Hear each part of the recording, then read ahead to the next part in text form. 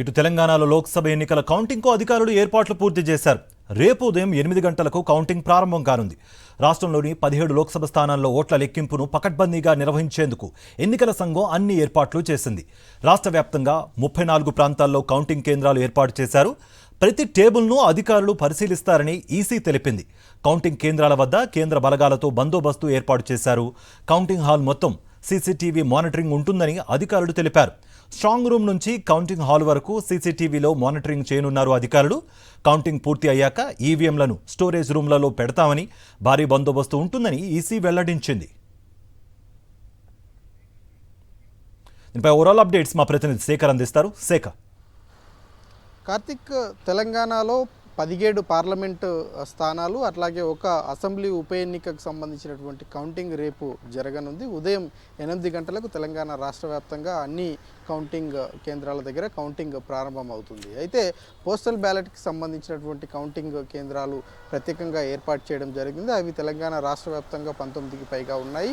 Greater Hyderabad జిల్లాకు సంబంధించినటువంటి పరిధిలో అంటే 2 కాన్స్టిట్యున్సీలు పార్లమెంట్ సెగ్మెంట్లు వస్తాయి. అందులో 3 ప్రత్యేకంగా ఏర్పాటు చేయడం జరిగింది. ఎక్కడైతే ఈ పోస్టల్ బ్యాలెట్కి సంబంధించినటువంటి ఓట్ల లెక్కింపు ఉందో అది అక్కడ 8 గంటలకు రెగ్యులర్ పోస్టల్ బ్యాలెట్ జరుగుతుంది. 8:30 గంటల ప్రాంతంలో రెగ్యులర్ ఈవీఎంలకు సంబంధించినటువంటి కౌంటింగ్ జరుగుతుంది. తెలంగాణ రాష్ట్ర వ్యాప్తంగా 34 ప్రాంతాలలో 120 కౌంటింగ్ హాల్లకు సంబంధించినటువంటి ఈవీఎంల లెక్కింపు ఉంటుంది. 44 కేంద్రాలను ఏర్పాటు చేసినటువంటి పరిస్థితులు ఉన్నాయి. మొత్తం ఓవరాల్గా 10,000 మంది సిబ్బంది పాల్గొంటూ ఉన్నారు. 12 కేంద్ర కంపెనీల బలగాలతో భారీ బందోబస్తును ఏర్పాటు చేయడం జరిగింది. ప్రతి కౌంటింగ్ కేంద్రం దగ్గర 3 అంచెల భద్రత ఉంటుంది. ఎవరైతే ఆథరైజ్డ్కి సంబంధించినటువంటి ఐడెంటిటీ కార్డు ఉంటుందో వాళ్ళను మాత్రమే కౌంటింగ్ లోపలికి అలాట్ చేస్తారు. ఉదయం 5 గంటల లోపే సిబ్బంది కావచ్చు, ఆయా రాజకీయ పార్టీలకు సంబంధించినటువంటి ఏజెంట్లంతా కూడా కౌంటింగ్ హాల్ దగ్గరికి చేరుకోవాల్సి ఉంటుంది. 5 గంటలకు ర్యాండమైజేషన్ ద్వారా కౌంటింగ్ హాల్స్కి సంబంధించిన టేబుల్స్ ఏవైతే ఉంటాయో అవి కేటాయింపులు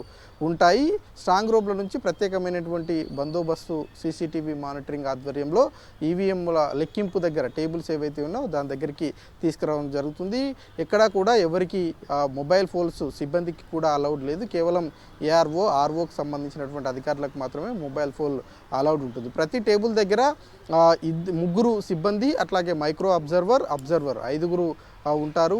ప్రతి ఈవీఎంకు సంబంధించినటువంటి లెక్కింపు 20 నుంచి 25 నిమిషాల పాటు జరిగేటువంటి అవకాశాలు ఉంటాయి. మొదటి ఫలితం ఉదయం 8:40 నుంచి 8:50 నిమిషాల మధ్యలో వస్తుంది అన్నట్లు తెలుస్తోంది. ఓవరాల్గా ఫలితాలకు సంబంధించి సాయంత్రం 3 గంటల నుంచి 5 గంటల మధ్యలో వచ్చేటువంటి అవకాశాలు అయితే కనిపిస్తూ ఉన్నాయి. ఏర్పాట్లన్నీ సన్నద్ధం చేశారు. ఈరోజు సీఈఓ అన్ని జిల్లాల ఎన్నికల అధికారులతో వీడియో కాన్ఫరెన్స్ కూడా నిర్వహించినటువంటి పరిస్థితులు అయితే ఉన్నాయి. మొత్తానికి 17 పార్లమెంటుకి సంబంధించినటువంటి సెగ్మెంట్లు, ఒక అసెంబ్లీ ఉప ఎన్నికకు సంబంధించినటువంటి సెగ్మెంట్ కౌంటింగ్కు అన్ని ఏర్పాట్లు చేశారని చెప్పుకోవాలి. కార్తీక్.